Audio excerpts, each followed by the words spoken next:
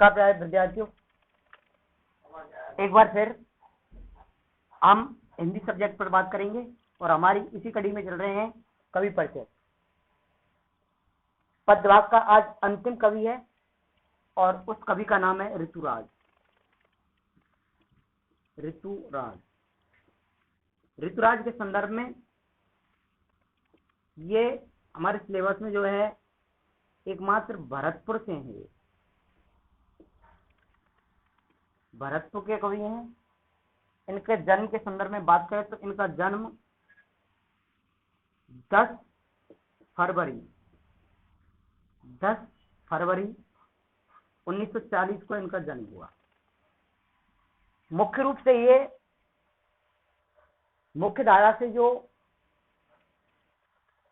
हाशिए पर आए हुए व्यक्ति थे, उन व्यक्तियों के लिए ये कविताएं करते थे। इन्होंने अपनी शिक्षा जयपुर विश्वविद्यालय से प्राप्त की। एमए इन्होंने अंग्रेजी से किया। बाद में ये हिंदी की तरफ झुकाव हो गया। इन्होंने अपने संपूर्ण जीवन में अब तक 8 काव्य संग्रह लिखे। अब तक इन्होंने 8 काव्य संग्रह लिखे और ये 8 काव्य संग्रह लिखकर ही प्रसिद्ध हो गए, जो मुख्य रूप से हैं।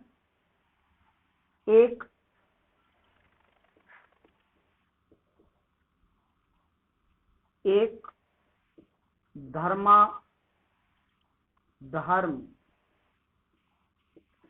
मरण, इनका ये मुख्य काव्य संग्रह है।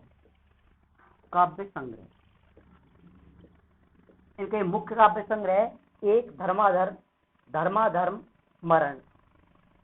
इसका दूसरा जो काव्य संग्रह है वह है आंगीरस।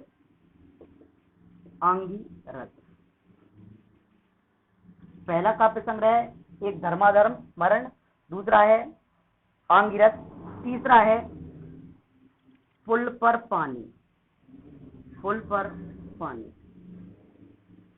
पानी। तो ऋतुराज के संदर्भ में हम जो जानकारी प्राप्त कर रहे हैं, इनके जन्म के संदर्भ में बात करें तो जन्म इनका हुआ था भरतपुर में और 10 फरवरी 1940 को इनका जन्म हुआ। संपूर्ण शिक्षा इन्होंने जयपुर विश्वविद्यालय से प्राप्त की और ये 8 काव्य संग्रह लिखकर प्रसिद्ध हुए, जिनमें प्रमुख हैं एक धर्माधर्म मरण, आंगीरस और पुल पर पानी। अगला है अबेकस।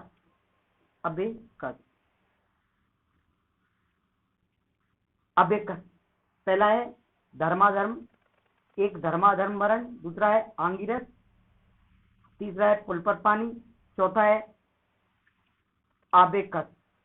अगला है सूरत नीरद। ये इनके प्रमुख काव्य संग्रह। और अगर यदि और काव्य संग्रहों की बात करें, सूरत नीरद के बाद और काव्य संग्रह देखें इनके, तो इनका अगला आता है कितना थोड़ा वक्त। इनका अगला काव्य संग्रह है कितना थोड़ा वक्त। और हम देखें लीला मुखारबिंद। कितना थोड़ा वक्त, लीला मुखारबिंद। इनका अंतिम जो काव्य संग्रह वह है आशा नाम नदी। ये इनके प्रमुख काव्य संग्रह रहे हैं। इनके संपूर्ण जीवन में इनको 4 पुरस्कार प्राप्त हुए। इन काव्य संग्रहों पर जो काव्य संग्रह इन्होंने लिखे, जो कविताएं इन्होंने लिखी, इन कविताओं पर इनको संपूर्ण जीवन में 4 पुरस्कार प्राप्त हुए। 4 पुरस्कारों में पहला जो पुरस्कार है परिमल पुरस्कार, ये प्राप्त हुआ इनको। परिमल पुरस्कार से सम्मानित किए गए। दूसरा है पहल सम्मान से सम्मानित किए गए। तीसरा है मीरा सम्मान, मीरा पुरस्कार या मीरा सम्मान। चौथा इनका है बिहारी, ये 4 पुरस्कार इनको प्राप्त हुए। 4 पुरस्कार प्राप्त हुए। इन संपूर्ण जीवन में जो भी इन्होंने काव्य कृतियां लिखी, उन काव्य कृतियों पर इनको जो 4 प्रमुख पुरस्कार प्राप्त हुए वो इस प्रकार हैं। पहला है परिमल पुरस्कार, दूसरा है पहल पुरस्कार, तीसरा है मीरा पुरस्कार और चौथा है बिहारी पुरस्कार। ये 4 इनको पुरस्कार प्राप्त हुए। यदि इनकी संपादन की बात करें कि इन्होंने संपादन एक किताब का संपादन किया था, उस किताब का नाम था कविता की बात। कविता की बात संपादन की बात करें तो इन्होंने एकमात्र पुस्तक का संपादन किया और उस पुस्तक का नाम है कविता की बात।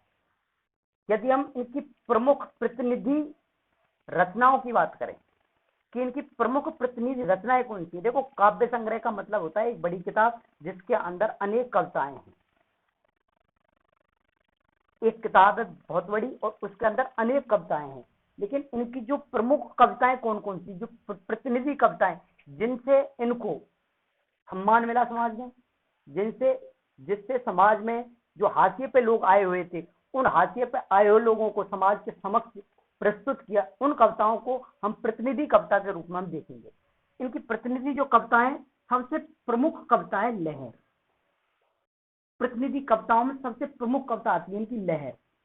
दूसरी इनकी प्रमुख जो कविता है कन्यादान, कन्यादान जो हमारे सिलेबस में भी लगाई हुई है।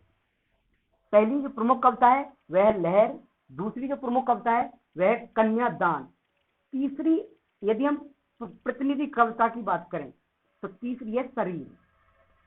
शरीर इनकी प्रमुख रचनाएं हैं, ये प्रतिनिधि रचनाएं हैं।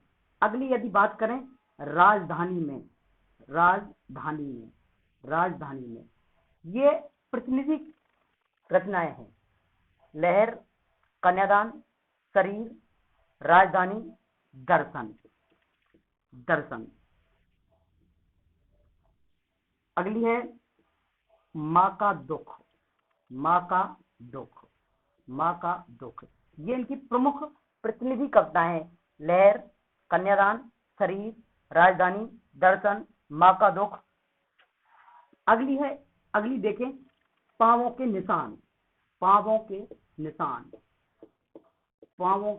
निशान। ये इनकी प्रमुख प्रतिनिधि कविताएं हैं। पांवों